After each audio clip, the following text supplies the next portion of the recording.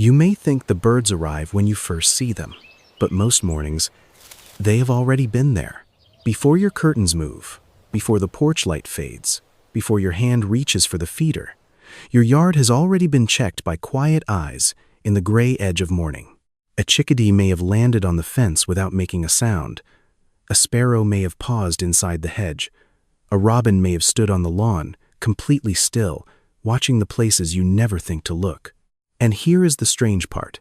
The first bird in your yard is often not there to eat. It is there to decide whether the yard is safe enough for the others. Most people imagine birds wake up, get hungry, and fly straight to the feeder. But birds do not begin their morning with trust. They begin with questions. Did anything change overnight? Is the feeder in the same place? Is the water safe? Is there movement near the ground? Did a cat pass through the grass while the humans were asleep? To you, your yard may look peaceful when you finally step outside. But to a bird, that same yard is a map of signs, risks, memories, and tiny warnings. A branch bent lower after rain can matter. A chair moved near the feeder can matter.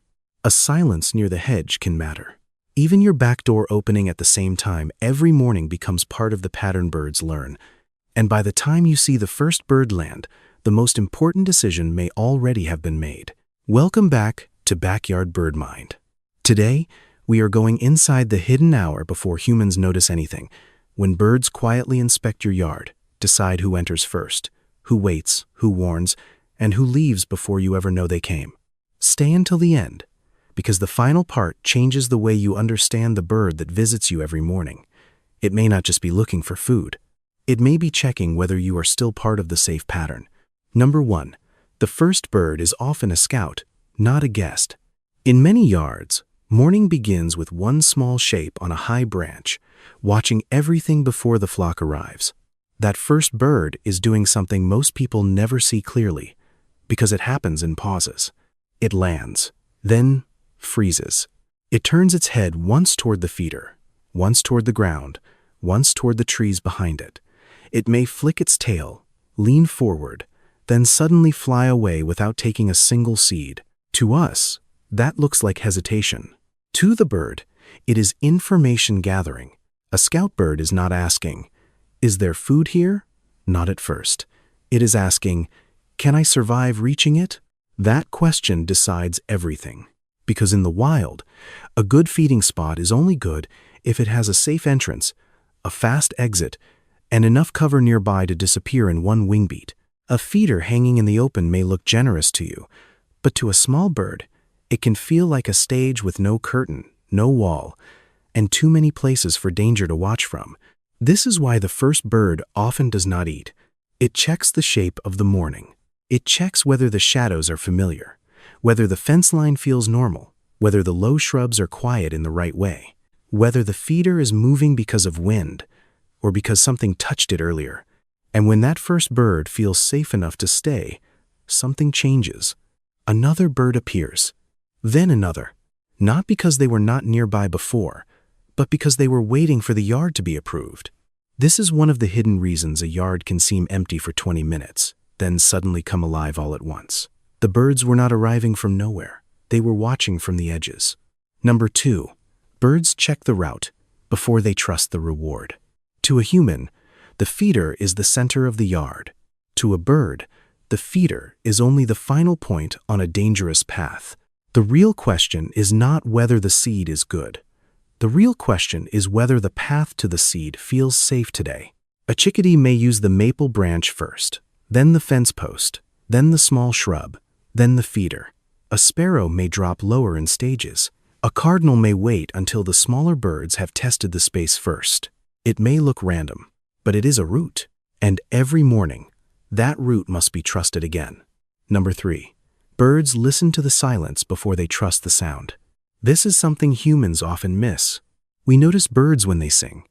We notice the cheerful morning chorus, the quick calls from the hedge, the flutter at the feeder. But birds notice something before all of that. They notice when the yard is too quiet. Not peaceful, quiet. Wrong quiet.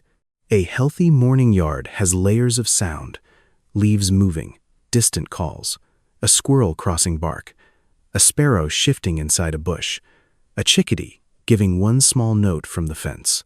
To us, these sounds fade into the background. To birds, they are part of the safety system. When those sounds suddenly disappear, the yard changes. A robin may stop halfway across the grass. A finch may stay hidden inside the shrub.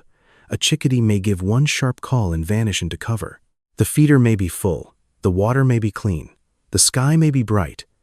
But if the sound of the yard feels wrong, birds may wait. That is why the first few minutes of morning matter so much.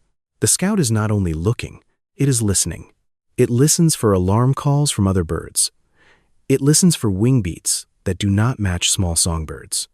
It listens for the heavy quiet that often follows a predator moving nearby. And sometimes, the warning is not a sound at all. It is the sudden absence of sound. A cat under the hedge may not move. A hawk may be hidden high in a tree. A person may be standing too still near the door. But the rest of the yard reacts, and birds read that reaction before they risk entering.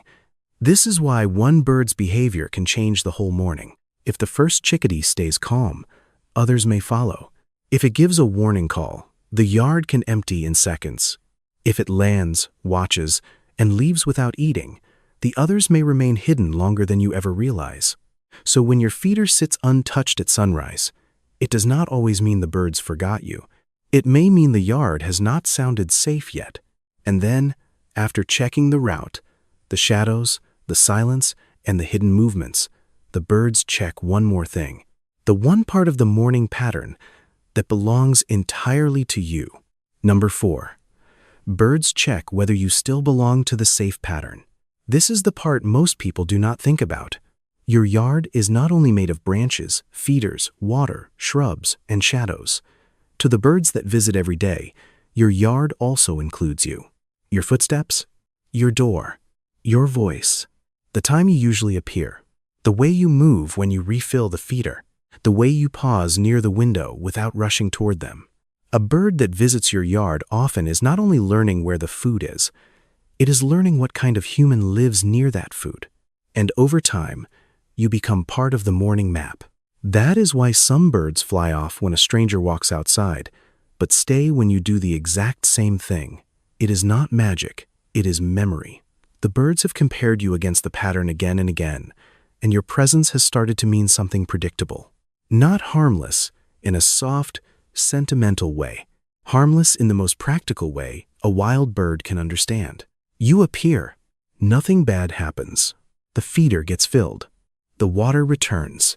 The yard stays calm. And slowly, morning after morning, you become one more sign that the place is safe enough to use. This changes the way you should understand the first bird you see each day. It may not simply be arriving. It may be confirming. Is the feeder still there? Is the route still safe?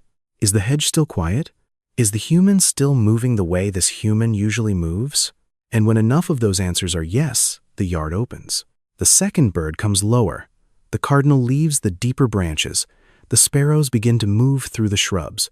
The chickadee finally drops to the feeder and takes the first seed. By the time the yard looks alive to you, a whole hidden process has already happened.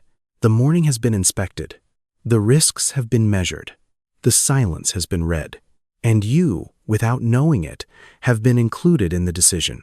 So tomorrow morning, when you look outside and see one small bird waiting before the others arrive, do not think of it as just the first visitor. Think of it as the one reading the whole yard. And maybe, in its own quiet way, reading you too.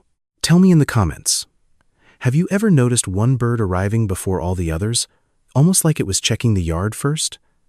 I want to hear what you have seen in your own backyard. I read every one.